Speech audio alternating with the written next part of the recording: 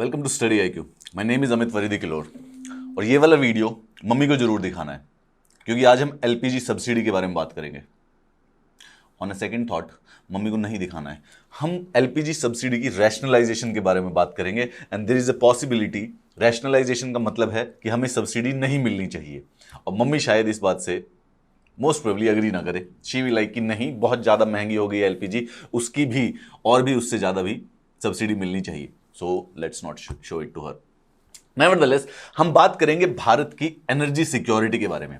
Energy security often overlooked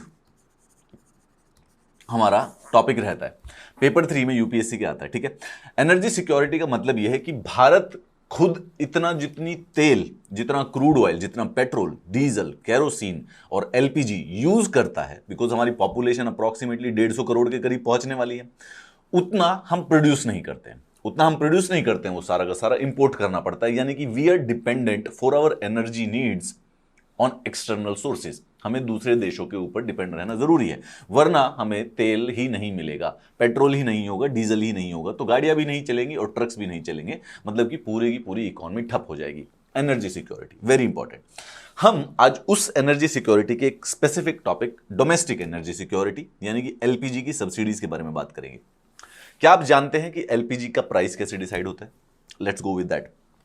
LPG जो भी आपके घर में आती है, गैस सिलेंडर आपने देखे होंगे, एटलीस्ट उठा के तो लाई होगी, क्योंकि उठा के लाने पड़ जाते हैं। जैसे ही लड़के लोगों का एक काम जरूर होता है किचन में, गैस सिलेंडर उठा के। वैसे तो आप नहीं जाते हैं, परंतु गैस सिलेंडर उठा के शायद कभी कभी कोशिश ऊपर बाहर अंदर ले जाना पड़ता होगा।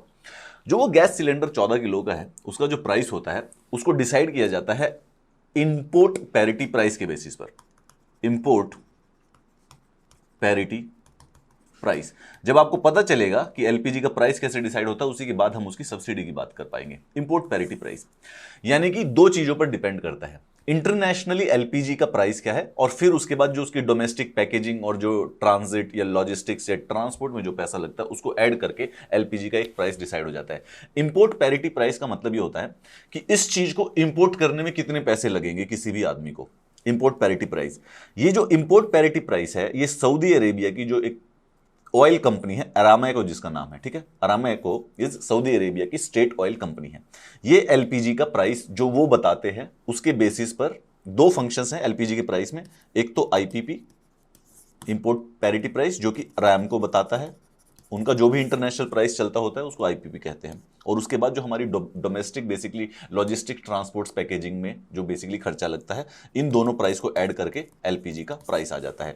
इस हमें बहुत डिटेल में नहीं जाना, उसमें free on pride, ocean freight, insurance, custom duties और पोर्ट ड्यूज, मतलब कि जो पूरा का पूरा उसको इंपोर्ट करने में जितना खर्चा लगेगा उसको इंपोर्ट पैरिटी प्राइस कह देंगे। This price is quoted in dollars, is that then converted to the rupees. तो जो अरामको जो प्राइस बताता है वो डॉलर्स में बताता है, और उसको हम फिर बेसिकली डॉलर की जो भी उस समय इंटरनेशनल मार्केट में रुपीज में वैल्यू होती है, उसको हम रुपीज से कंसर्न कर लेते हैं।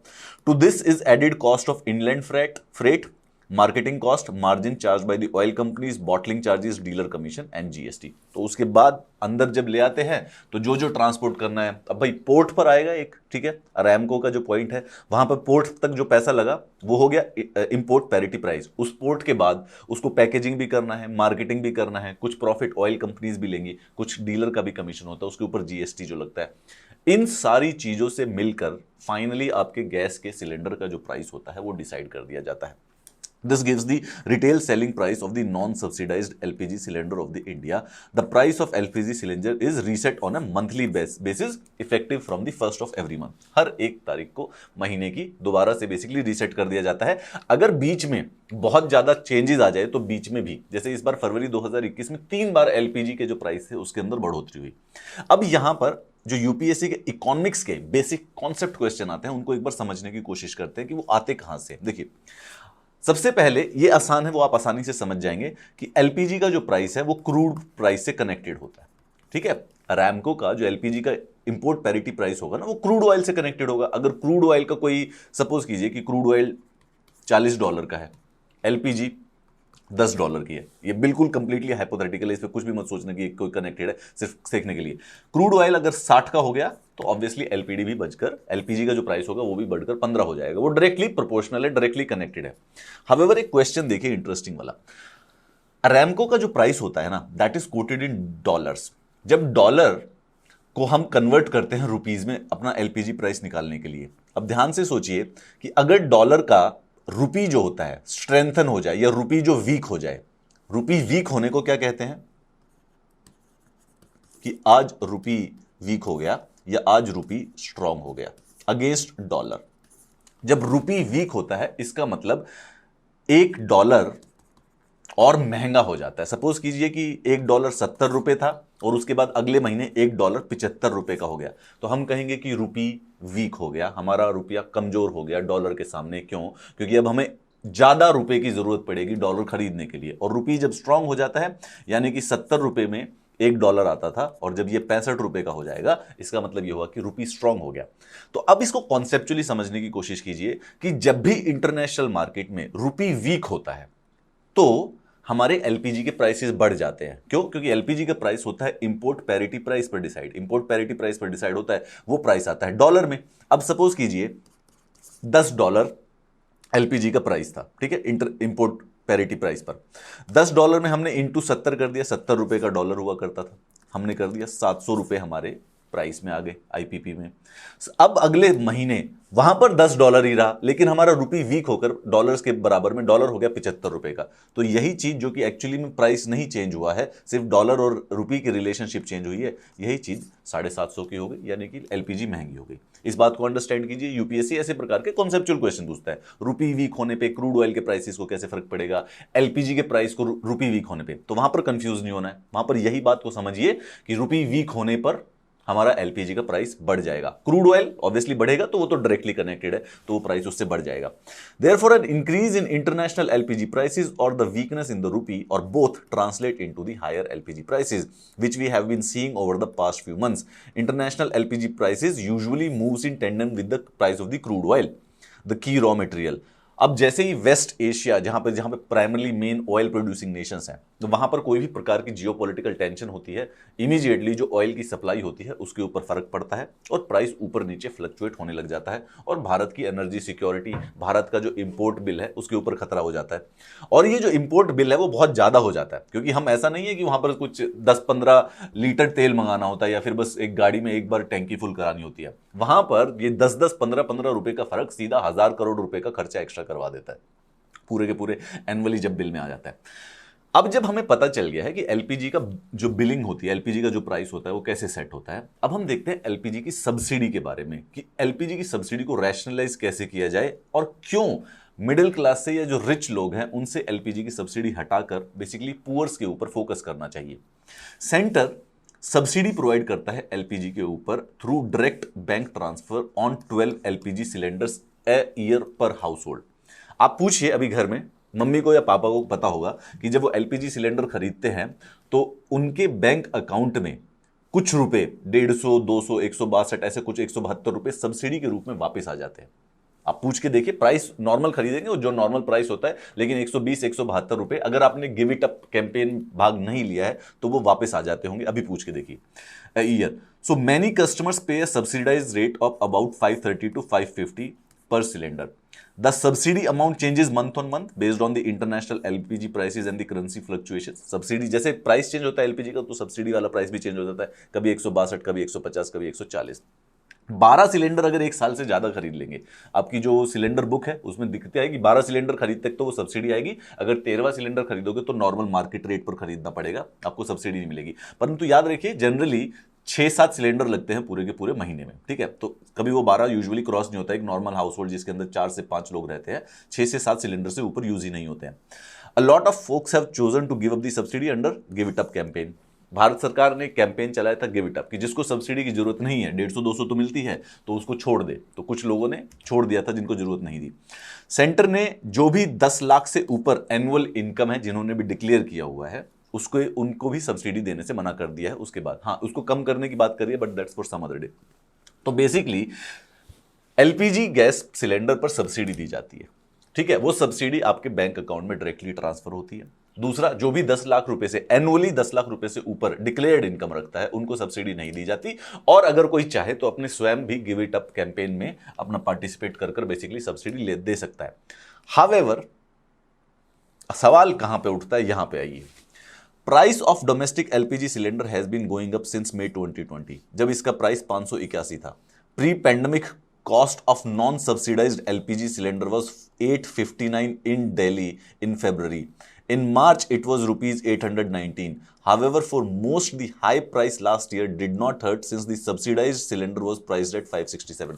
दो प्राइस हैं एलपीजी के, एक तो होता है जो मार्केट प्राइस पर लेते हैं, मतलब कि जिन्होंने भी सब्सिडी नहीं दी वो मार्केट प्राइस पर लेंगे। दूसरा होता है सब्सिडाइज्ड सिलेंडर, ठीक है। अब यहां पर देखिए, for the most high price last year did not hurt since the subsidised cylinder was priced at the 567 and beneficiary bank account was deposited with 292। तो जो मार्केट प्राइस था सिलेंडर का वो 859 800 से ऊपर था, परंतु 292 रुपए सब्सिडी मिलकर बेसिकली बैंक अकाउंट में आ जाते थे। सिर्फ और सिर्फ जो 10 लाख रुपए की ऊपर के इनकम है उनको नहीं डिक्लेयर होता था, वाइल 261 मिलियन यानी कि 26 crore house hold got this subsidy, सिर्फ 1 करोड़ लोगों ने बेसिकली नहीं मिली। तो सब्सिडी देखा जाए तो उसके बावजूद भी जो 292 रुपए की जो सब्सिडी है वो 26 करोड़ हाउस होल्ड ने ली, मैक्स बहुत ज्यादा लोगों ने ली। अब अभी क्या हो गया कि जो price of both the subsidised and the non subsidised domestic LPG cylinder is the same, none get the subsidy. अब जो ये मार्केट प्राइस है ये इस सब्सिडाइज्ड प्राइस के बराबर आ चुका है। बढ़ते बढ़ते बढ़ते बढ़ते जो वो सब्सिडी का जो पोर्शन है जो 292 था वो कम होते होते ऑलमोस्ट इस लेवल पर आ गया है कि दोनों के दोनों प्राइस सेम लेवल पर हैं। Denying subsidy to the middle class may be justified, परंतु it is cruel to deny to the poor. सवाल यह है कि जो सब्सिडी मिल रही है वो रिच क्लास और मिडिल क्लास को ना देके उसको पुअर क्लास को देना चाहिए। Why? The question is why, क्यों देना चाहिए? देखिए, एलपीजी बेसिकली 1960 में इंट्रोड्यूस की गई थी। उस समय इंसेंटिवाइज करने के लिए सब्सिडी देना जरूरत था, नई चीज थी तो इमीडिएटली नहीं कर सकते थे, तो सब्सिडी देना कभी कभी स्टार्टिंग में ताकि अवेयरनेस बढ़ सके जरूरत पड़ जाती है। परंतु क्योंकि जो वो गैस स्टोव होता है उसकी कॉस्ट होती है और मंथली कॉस्ट आ जाती है गैस की, तो बेसिकली जो मिडिल क्लास और जो रिच लोग थे सिर्फ वही सब्सिडी का, उस एलपीजी सब्सिडी का फायदा ले पाए, गरीब लोग उसका फायदा ही नहीं ले पाए। इनिशियल कॉस्ट में वो जो 1000-2000 रुपए का भी गैस होता है गरीब लोगों के लिए वो भी खरीदना मुश्किल हो जाता है, गैस जो चूल्हा जो होता है। पीपल एक बार सब्सिडी के आदत पड़ गई तो उसके बाद तब से लेके अब तक कोई पॉलिटिकल पार्टी उस सब्सिडी को हटाने की कोशिश नहीं कर रही। अब 2016 में एनडीए गवर्नमेंट ने प्रधानमंत्री उज्ज्वल योजना बेसिकली की स्टार्ट, जिसके अंदर बेसिकली जो गरीब बीपीएल वाले लोग थे उनको एलपीजी सिलेंडर प्रोवाइड किया जाता था, हाईली सब्सिडाइज। तो 1600 रुपए की एक सब्सिडी मिलती थी नया गैस सिलेंडर लेने पर, प्रोवाइडेड अ सब्सिडी ऑफ ₹1600 पर एलपीजी विच इज रफली 50% ऑफ द टोटल कॉस्ट। और जो बचा हुआ जो 1600 रुपए पड़ता था उस पर भी बेसिकली इंटरेस्ट फ्री लोन दिया जाता था कि आप 1600 रुपए का लोन ले लीजिए जिस पर आपको पे कर सकते हैं धीरे धीरे, लेकिन इंटरेस्ट भी नहीं देना पड़ेगा उसके ऊपर। तो यानी कि अब जो ये प्लान था उज्ज्वल प्रधानमंत्री उज्ज्वल योजना बहुत सक्सेसफुल हुआ। इस समय almost 99% of Indian house holds के पास एलपीजी कनेक्शन है, परंतु इसमें एक प्रॉब्लम है कि देखा जाए तो अभी भी 40 से 50% जो रूरल गांव हैं, जो रूरल तो गांव ही होते हैं, जो रूरल एरियाज हैं वहां पर एलपीजी का प्रयोग नहीं किया जाता। क्यों, मैं बताते हैं, आइए उस पर आते हैं। 2011 से लेकर 2020 तक हर साल ना एक हाउस होल्ड कम से कम 1717 रुपए की सब्सिडी ले लेता है। ये जो काफी कम लग रहा है, परंतु अब जब इसको 25 करोड़ लोगों से इंक्लूड कर दोगे, 25 करोड़ हाउस होल्ड से इंक्लूड कर दोगे तो ये नंबर बहुत बड़ा हो जाएगा। अब सवाल ये है कि क्योंकि अब सब्सिडाइज्ड और नॉन सब्सिडाइज्ड गैस सिलेंडर है, दोनों का प्राइस सेम हो चुका है, ठीक है। तो जो प्रधानमंत्री उज्ज्वल योजना की जो फैमिलीज हैं उनको भी बेसिकली फुल प्राइस पे करना पड़ रहा है बिना किसी सब्सिडी के। It is beyond comprehension that a government that has introduced a progressive policy like Pradhan Mantri Ujjwala Yojana has failed to extend this subsidy to the poor. This is one of the reason why जो उज्ज्वल योजना के जो beneficiary हैं they are failing to achieve its goal of poor switching complete to LPG. Pradhan Mantri Ujjwala Yojana के तहत गरीब लोगों को LPG का कनेक्शन दिया गया, उस पर काफी सब्सिडी भी दी गई कनेक्शन के ऊपर और जो पैसे थे उसके ऊपर इंटरेस्ट फ्री लोन भी दिया गया। परंतु असली प्रॉब्लम स्टार्ट होती है after you get the gas connection. क्यों भाई, जो 800 रुपए का जो पर मंथ का गैस सिलेंडर है, यूजुअली पुअर जो लोग होते हैं या बीपीएल बिलो पॉवर्टी लाइन, वो इस चीज को भी अफोर्ड नहीं कर पाते हैं। भाई 800 रुपए तो उनकी कई बार मंथली इनकम होती है और 800 रुपए का वो गैस सिलेंडर कैसे खरीदे। और इस समय सब्सिडाइज्ड और नॉन सब्सिडाइज्ड में गैस सिलेंडर में कोई फर्क ही नहीं रह गया है, तो जो पुअर है they are already paying the market rate. Survey कई दिखाते हैं कि मोर देन जिनके पास एलपीजी कनेक्शन है 40% से भी ज्यादा लोग अभी भी लकड़ी का चूल्हा यूज करते हैं। देयर हाउसवाइज प्रेफर एलपीजी बट पे करने के लिए अफोर्ड ही नहीं कर सकते हैं। जनरली जो लैंडलेस होते हैं, जो मार्जिनल फार्मर्स होते हैं, वो लकड़ी से ही बेसिकली खाना खाते हैं, क्योंकि it is economical, it is convenient, it is comfortable, परंतु अगर पैसे नहीं हो तो उसको खरीदने का कोई ऑप्शन ही नहीं एग्जिस्ट करता है। Survey shows the problem of shifting to LPG. तो एलपीजी के साथ शिफ्ट होने के लिए गरीब लोगों को सब्सिडी देना आवश्यक है। अब सवाल यह है कि जो ये सब्सिडी है, जो 25 करोड़ लोग, 25 करोड़ हाउस होल्ड, नॉट लोग, 25 करोड़ हाउस होल्ड जो ये सब्सिडी लेते हैं, उसमें से कहीं ना कहीं मिनिमम नहीं तो 10 से 15 करोड़ लोगों से सब्सिडी हटाई जा सकती है और उसको शिफ्ट किया जा सकता है पुअर लोगों के पास, जो इस समय फायरवुड यूज कर रहे हैं। However they can start using LPG in case that subsidy is transfer to them. Pradhan Mantri Ujjwala योजना से 99.5% इंडियन हाउस होल्ड के पास एलपीजी कनेक्शन है। सवाल यह है कि इसके बावजूद भी 61% of the total house hold of country use LPG. Around 50% of rural house hold still use firewood, crop residue या काउ डंग, बेसिकली वो जो गोसे होते हैं, गोसे कहते हैं ना उन्हें गांव में, गाय के गोबर से जो काउ डंग से काउ डंग केक बना दिया जाता है, उनको ही यूज करते हैं, क्योंकि again it is very costly for them.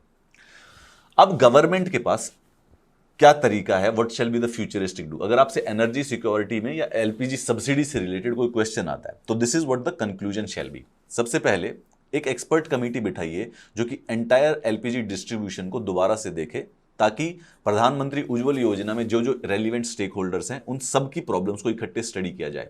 सबसे पहले poor families should be given subsidy to incentivize them to completely switch over to LPG and stop using other polluting fuels. The total subsidy amount needed to support to poor to start using 6-cylinder a year will be 13,000 crore. In comparison, non-PMUI families were given a total LPG subsidy of 50,000 crore. फिर दोबारा से इसको ध्यान से understand करो। देखो, 12 cylinder मिलते हैं एक साल में जिसको सब्सिडी जिसके ऊपर अवेलेबल होती है। हाउएवर ये पॉलिटिकल कंपल्शन की वजह से 12 कर दिए गए थे। टेक्निकली एक हाउस होल्ड 6 से 7 सिलेंडर यूज करता है एनुअली। अगर ये 6 से 7 सिलेंडर और सिर्फ हम बीपीएल लोगों की बात करें तो सब्सिडी पूरे साल की पड़ेगी सिर्फ 13,000 करोड़। जो अबव पॉवर्टी लाइन वाले लोग हैं उनमें वो जो 25 करोड़ से ज्यादा जो सब्सिडी, 26.1 मिलियन जो सब्सिडी जाती है हाउस होल्ड को, जो सब्सिडी जाती है, दैट कॉस्ट अराउंड 50,000 करोड़। यानी कि पूरे देश में अगर गरीबों को फायरवुड से एलपीजी पर शिफ्ट कराना है तो सिर्फ और सिर्फ 13,000 करोड़ रुपए की जरूरत पड़ेगी annually. We are already giving 50,000 crore rupees on the subsidy to the people who usually do not deserve it. Second, the commission structure of the LPG distributors should be designed in a way to motivate them to market LPG among the poor. जो हमारे जो जहाँ पे LPG की जो gas agencies होती हैं उनका जो कमीशन सिस्टम है, उनको कोई इंसेंटिव ही नहीं है गरीब लोगों को एलपीजी बेचने का, सब कुछ बराबर है, तो उसको थोड़ा सा इस प्रकार से इंक्लाइन करे कि उनको फायदा हो, तो वो ज्यादा मोटिवेटेड रहेंगे गरीब लोगों को एलपीजी प्रमोट करने के लिए। दूसरा, जो ऑयल मार्केटिंग कंपनीज है हमारी, इंडेन, एचपी और भारत गैस, ठीक है, इनको भी इंसेंटिवाइज करना चाहिए एलपीजी मार्केट करने के लिए। अभी ये करते हैं परंतु just as a social corporate social responsibility activity पे। तो आइडिया ये है एलपीजी सब्सिडी को रैशनलाइज करने का कि 1960s में जो सब्सिडी स्टार्ट हुई थी वो पॉलिटिकल कंपल्शन की वजह से कैंसिल नहीं की पाई है। जो प्रधानमंत्री उज्ज्वल योजना के बेनिफिशियरीज हैं उनको सब्सिडी नहीं मिल रही है। क्यों? क्योंकि सब्सिडाइज्ड गैस सिलेंडर और नॉन सब्सिडाइज्ड गैस सिलेंडर का प्राइस इस समय दोनों का सेम है। अगर हमें जो गरीब लोग हैं जिनके पास गैस कनेक्शंस हैं बट उसके बावजूद भी फायरवुड यूज करते हैं, राइट, उसके बावजूद भी काउ डंग यूज करते हैं, उनको अगर एलपीजी पर शिफ्ट कराना है तो हमें सब्सिडी को रैशनलाइज करके स्पेसिफिक जो एलपीजी की सब्सिडी है उनके ऊपर फोकस करनी पड़ेगी। एंड वी शैल पॉसिबली, अगर गवर्नमेंट के लिए पॉसिबल हो तो जो भी अबव पॉवर्टी लाइन है उनसे गैस की सब्सिडी ले लेनी चाहिए। That is how we can rationalise the LPG subsidy of India. In case आपको इसका पीडीएफ चाहिए, क्योंकि ये एनर्जी सिक्योरिटी वाला टॉपिक काफी इंपॉर्टेंट होता है, इसके लिए आप मुझे इस टेलीग्राम चैनल पर ज्वाइन कीजिए जहां पे मैं इसका पीडीएफ शेयर करूंगा। यहां पे हम रेगुलरली हर रोज शाम को अल्टरनेट डेज पे हम वॉइस चैट भी करते हैं, तो you can directly ask question to me. अगर आपको मुझसे बात करनी है तो मेरे इस टेलीग्राम चैनल पर वॉइस चैट्स हम करते हैं, तो आप वहां पे उसके डायरेक्टली आप मुझसे बात कर सकते हैं। नहीं, अभी मैं वीडियो एंड नहीं कर रहा हूं जब तक आपको ये ना बता दूं कि I really like when you comment below the video. So I hope you will do. Have a nice day.